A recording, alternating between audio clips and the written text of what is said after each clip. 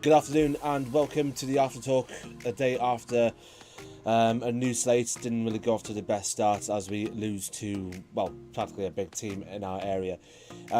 Scores coming up in a bit, including a interview with our caretaker manager Luke Astley, as well as get questions if you may have. So if you do have any, then send them to send them into the chat and use the hashtag the After Talk.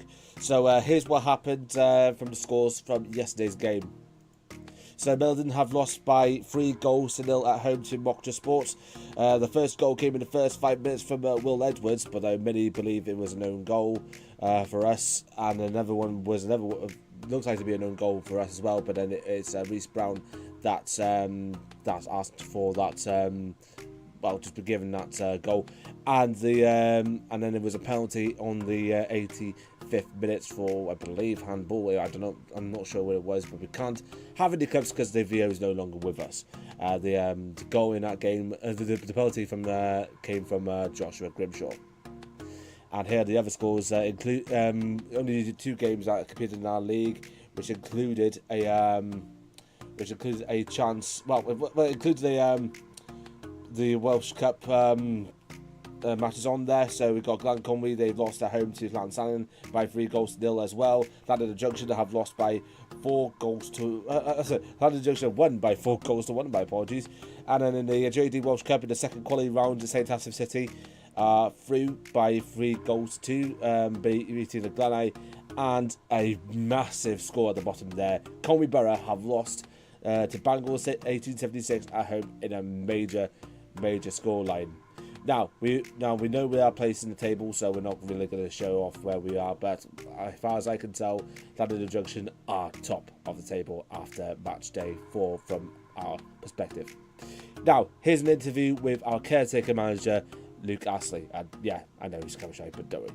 Well, I felt for the lads that we had 4 or 5 that stepped in, not played either for the club before, haven't played for years or the last few weeks or whatever, but Leon, who we've brought in, didn't know that until today, but he threw his weight about what you need in this league.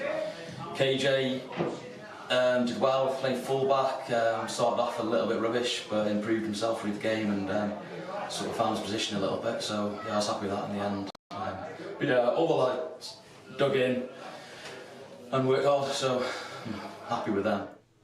You can watch the rest of the interview by going to our website www.melidenfootballclub.co.uk, as well as check out our socials on Facebook, Twitter, Instagram, YouTube and TikTok. And the socials are there. And send in any questions or queries you may have to melidenfootball@gmail.com. And remember, here's how you can win £50 at the end of the season with every right prediction.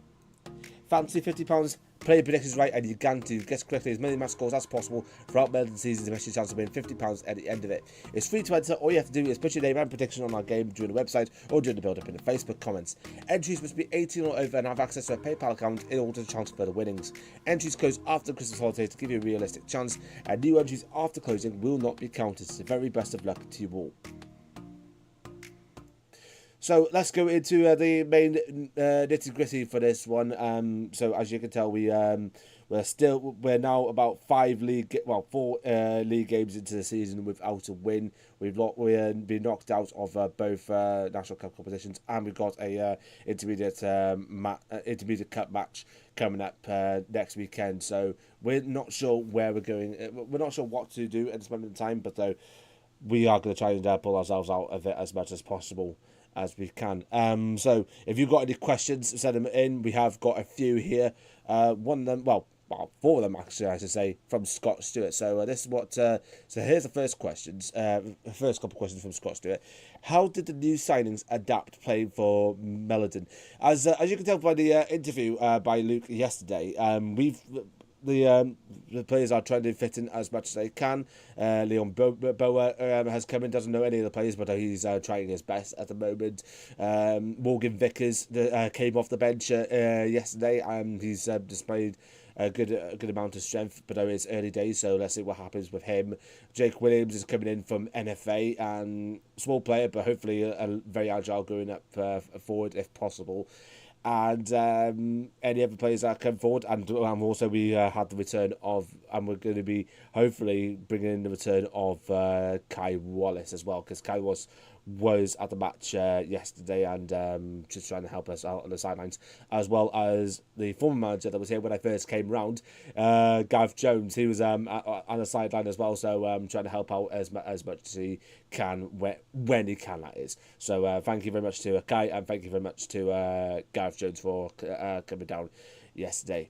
Did Christian Wright do any heading clearances? Chris, he's done plenty of saves, as we said yesterday, and it's because of him we actually managed to get the scoreline down to just being a 3-0 loss instead of it being worse. But the thing was, I think he might have done like 1 or 2 heading clearances in the first half. I remember. I'm not sure when he did it. I can't really say on the. I can't really say if we got any clips of it. I don't know if we have it, actually, to be fair. But he's done at least 1 heading clearance, so that is a major improvement there for Chris Wright, and hopefully something to try and progress us forward a little bit. And he's only going to be here for a few weeks, so thank you very much, Chris, for stepping into the breach. And absolutely brilliant. How is the paint job looking from inside the dugouts? I've only it's all right to start off with. I know, it's from my point of view, it's not finished yet.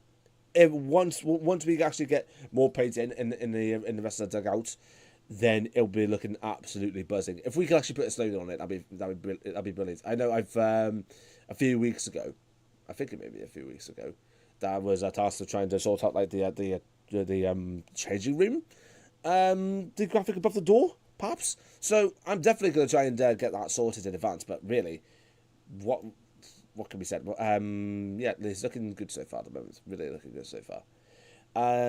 What positives are there to take from the game, which comes after a few setbacks? One major positive that we have to come about is that we've been playing a little bit more better. Players are looking more impassioned than ever, and we want to try and get ourselves out of this rut, because, like I said, we're bottom of the table at the moment. We only got like 1 point, and that came in our draw against Conwy Borough a couple weeks ago. And we just need to try and get ourselves a management team in to try and steer us in a direction. We are in the talks with a few people, and like I said, just trying to get ourselves back on our feet as much as possible. And also, setbacks. Yeah, I understand that we're, like I said, we're in a little bit of a rut at the moment, and we need to try and get ourselves out of this. We definitely need to get out of this as much as possible. Otherwise, we could be looking at Tier 5 football next season, and building in Tier 5, it does not think of it, to be fair. So we need to get out of this as much as we can, definitely. But yeah, main focus right now will be on the amateur. Not the amateur trophy, the intermediate cup match against Sheffield United next weekend. More details on that in a bit. But yeah, thank you very much, Scott, for questions going on there. We've also, but though, speaking of footage, we saw from MOCHDRE Sports, because there were a few controversies during the game, and MOCHDRE Sports brought their VO along for this match, and we thought that one incident should have led MOCHDRE, should have been like a good clearance for Meliden. Well, a good tackle by Chris Wright. But it turns out it wasn't really that at all. We thought at the time it was controversial, but now having a look back at the VO, yeah, it was quite clear that the referee kind of got that one right. Yeah, definitely less said about the situation, the better. To be fair, because like it's just, but yeah. Other than that, it was a great game yesterday. Kudos to MOCHDRE Sports for come away with 3 points and can be seen as a real title contender for this year. I mean, like, and they came back well after their loss last week. I believe they lost to Llansannan. Was it Llansannan or was it like another team that they lost to last week? I'm not sure who, but though, yeah, just. Let's see. We'll find out what happens next. We'll find out what happens next. But yeah, that's all it is for now. Like I said, no clips because we no longer have the video. But though we will try and find out an alternative solution for this season. If not, then maybe it'll be for next season until we find out more ways of trying to use a video. But right now, thank you very much for watching. The next match. As you can see here, we're away to Neffi United. A long trip there. We're going to be leaving in sometime in the morning, and we'll be there like a couple of hours before kick-off, which will be at 2 o'clock.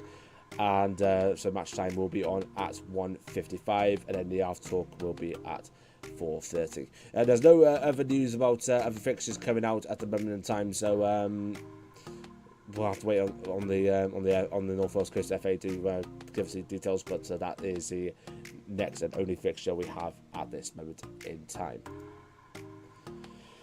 But yeah, thank you very much to everyone that's watching, and yes, we are in a really deep situation right now, and I'm really hoping that we can try and pull ourselves out of this.